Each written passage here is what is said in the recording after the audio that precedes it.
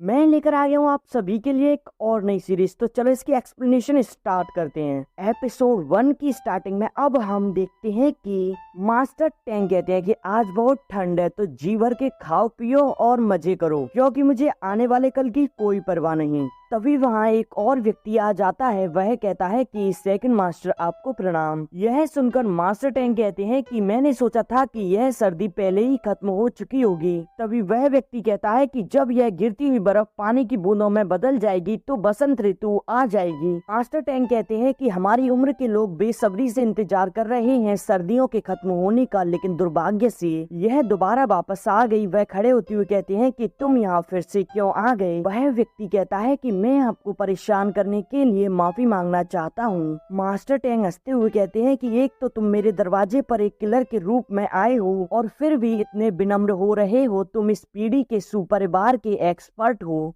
Umbrella ghost शूमू कहता है कि मैं सेकंड मास्टर टैंग आपसे मिलकर सम्मानित महसूस कर रहा हूँ। मास्टर टैंग कहते हैं कि डार्क रिवर इस दुनिया की नंबर 1 असैसिन्स ऑर्गेनाइजेशन है। उसने इंपीरियल कोर्ट में रॉयल परिवार और वहाँ के शक्तिशाली योद्धाओं को भी मार दिया। इवन की उस ऑर्गेनाइजेशन ने वहाँ के प्रमुख मार्शल आर्टिस्ट को भी मार दिया। वह कहते हैं कि अम्ब्रेला गोस्ट में डार्क रिवर के टॉप लीडर ने चुना है असैसिन्स स्क्वाड का हेड बनाने के लिए। और तो क्या आज तुम्हारे टॉप लीडर ने मुझे यहाँ मारने के लिए भेजा है? शूमू मास्क हटाते हुए कहता है कि मास्टर टैंग आपने गलत समझा, मैं शूमू स्पाइडर शैडो का हेड हूँ। मास्टर टैंग अपनी निडल्स को बाहर निकालकर अटैक करते हुए कहते हैं कि तो फिर मेरा असली प्रतिद्वंदी कौन है? जिसे शूमू अपने अम्ब्रेला से रोकने की कोशिश करता है, परंतु वह पीछे खिसक जाता है, जिसे तभी उसके पीछे एक मास्टर आकर उसे सपोर्ट करते हैं। हम देख पाते हैं कि उनकी सिल्वर निडल्स पॉइजनस होती हैं। वह टॉप लीडर कहते हैं कि मैं स्वाभाविक रूप से तुम्हारा अपोनेंट हूँ। 40 साल पहले मैं हार गया था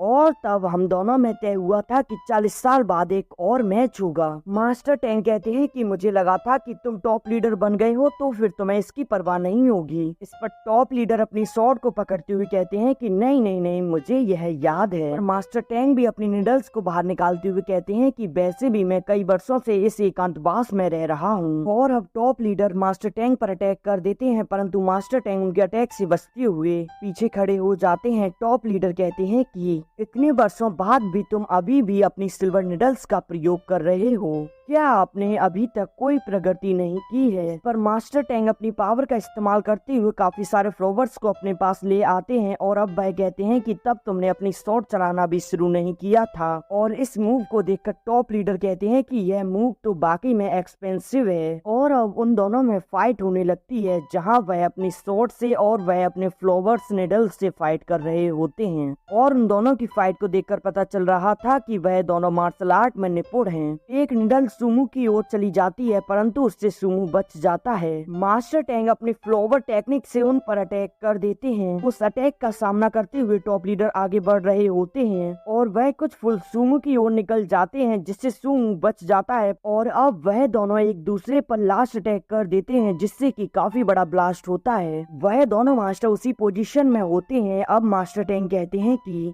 जब हत्या की बात आती है तो कोई भी आपका मुकाबला नहीं कर सकता, परंतु यह लड़ाई तुम्हारे और मेरे बीच की थी। यहाँ जीत और हार की बात होनी चाहिए थी, ना कि जीवन और मृत्यु की। इस पर टॉप लीडर कहते हैं कि मैंने तुम्हें मारने का काम लिया था और मैं उस आदमी के आदेश को ठुकरा नहीं सकता। और अब मास्टर टैंग की जिंदगी की मोमबत्ती वहीं बुझ जाती है। और अब टॉप लीडर देखते हैं कि उन्हें भी एक सिल्वर निडल लगी होती है। वह भी नीचे गिरने वाले होते हैं, परंतु शूमू उन्हें जाकर साधता है। शूमू कहता है कि आप इससे बच सकते थे, किंतु आप क्यों नहीं बचे? आवश्यक रूप से मास्टर टैंग की यह निडल्स पॉइजनस होंगी। टॉप लीडर कहते हैं कि लेकिन उसे मारने का सबसे अच्छा मौका यही था। शूमू कहता है कि यहाँ आने से पहले आपने मुझे बताया था कि यह सिर्फ एक मैच था, जिसे वर्षों पहले निश्चित किया गया था। टॉप लीडर कहते हैं कि हम किसी और के जाल में फंस गए। हमने सोचा था कि हम अपनी इच्छा से कदम उठा रहे हैं, लेकिन ऐसा नहीं था, हम दूसरों का मोहरा बन गए। शूमू कहता है कि मैं आपको डार्क रिवर ले चलूंगा और मुंह परिवार के सबसे अच्छे डॉक्टर से से आपका इलाज कराऊंगा। टॉप लीडर कहते हैं कि हम डार्क रिवर वापस नहीं जा सकते,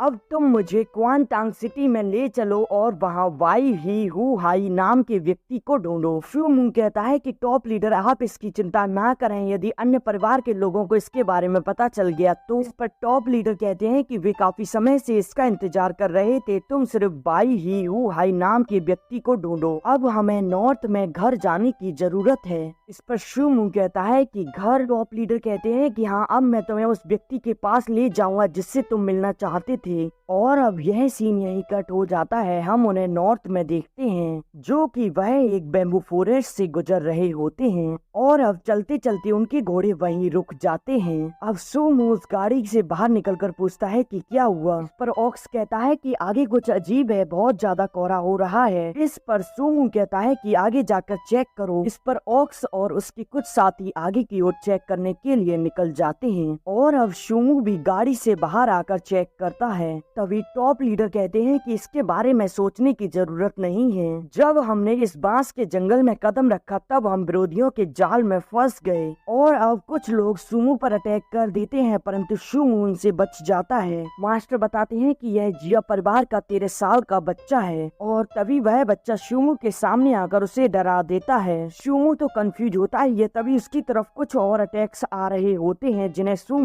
सूमो महसूस कर लेता है और अब उन अटैक्स को वहीं की वहीं नलिफाई कर देता है। सूमो कहता है कि यह लालटेन जलाते हुए बच्चे मेरी जान लेने की कोशिश कर रहे हैं और तभी वहाँ एक व्यक्ति आ जाता है। सूमो उससे कहता है कि क्या तुम मुझसे फाइट कर डार्क रिवर को धोखा देने की कोशिश कर रहे हो। मू इंजी कहता है कि मुझे पता चला है कि टॉप लीडर घायल है और मैं मू परिवार के आदेश पर तुम्हें मारने के लिए यहाँ आया हूँ। इस पर सूमो अपनी स्वॉर्ड को बाहर निकालते हुए कहता है कि अच्छा तो तुम मू परिवार के वफादार कुत्ते हो। इस पर मू इंजी कहता है कि मैंने सुना है कि सूमो अम्ब्रेला गोस्ट के पास एक शक्तिशाली स्वॉर्ड तकनीक है जिसे 18 स्वॉर्ड फॉर्मेशन के रूप में जाना जाता है, परंतु मुझे तुम्हारे वर्तमान के आचरण को देखते हुए ऐसा लगता है कि मैं उस 18 स्वॉर्ड फॉर्मेशन तकनीक को देखने के योग्य नहीं हूँ। इस पर सूमो उस पर अपनी स्वॉर्ड से अटैक कर देता है परंतु वह वहाँ से पीछे होकर गायब हो जाता है और अब वहाँ वापस से वही सारे बच्चे आ जाते हैं और वह उसे डरा रहे होते हैं जिससे सूमो भी घबरा रहा होता है। और तभी एक बच्चा सूमो पर अटैक कर देता है परंतु सूमो उसके अटैक को वहीं के वहीं रोक लेता है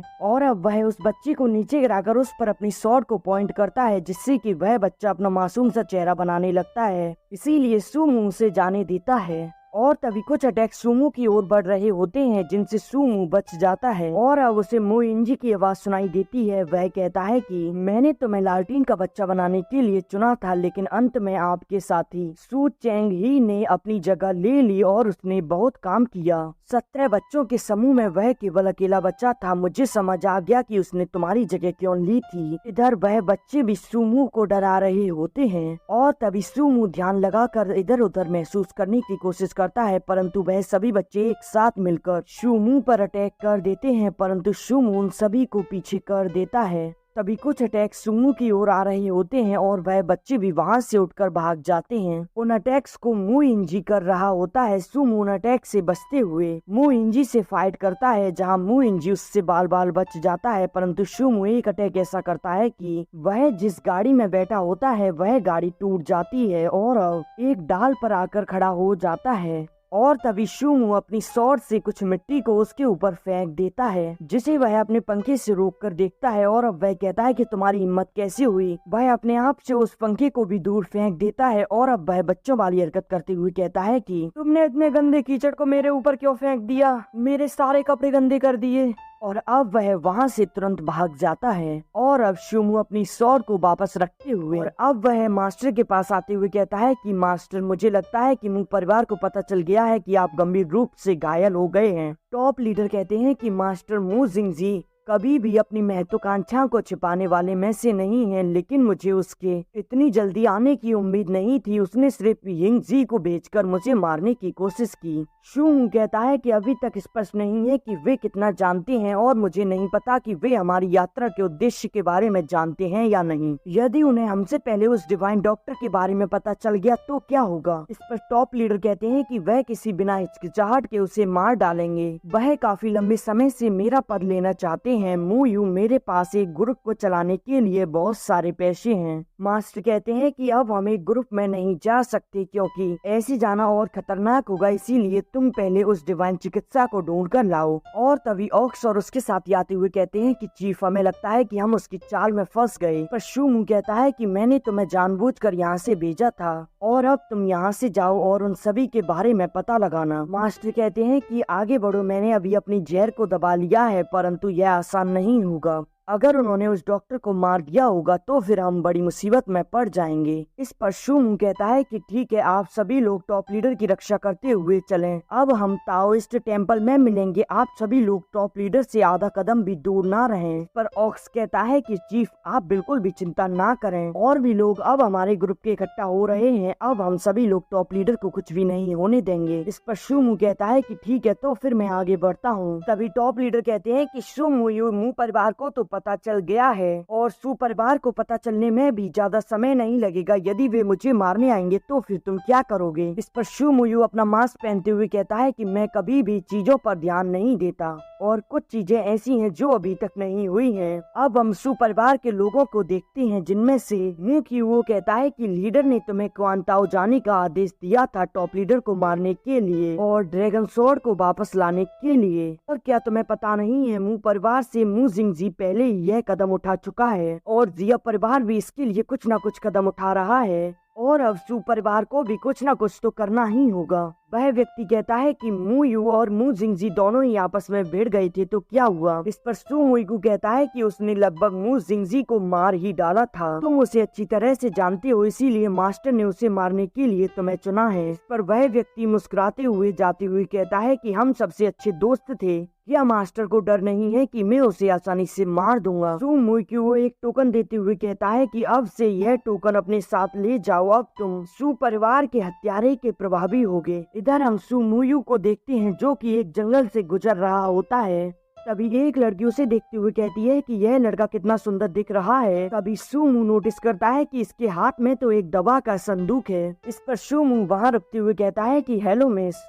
इस पर वह लड़की कहती है कि अभी मेरी शादी नहीं हुई है, मैं तो सिर्फ मजाक कर रही थी, क्या तुम दिशा पूछ रहे हो? इस पर शूमू कहता है कि मैं सिर्फ एक डॉक्टर की तलाश कर रहा हूँ। इस पर वह लड़की कहती है कि क्या तुम ऐसे डॉक्टर की तलाश कर रहे हो जो कि काफी कुशल हो, तो फिर मैं तुम्हारी मदद कर सकती हूँ। शूमू कहता है कि मेरे परिवार में एक व्यक्ति गंभीर रूप से परेशान है, तो फिर मुझे एक डॉक्टर की आवश्यकता है, आपकी दयालुता के लिए धन्यवाद। इस पर वह लड़की कहती है कि तुम कैसे जानते हो कि मैं वे ही मैनर से नहीं हूँ? शूमू कहता है कि कृपया आप मुझे अपने मास्टर से मिलवाने के लिए ले चलो। इस पर वह लड़की कहती है कि मेरे मास्टर कुछ समय तक यहाँ नहीं आ सकते, पहले मैं जाऊंगी, तो फिर तुम मुझे रास्ता दिखाओ।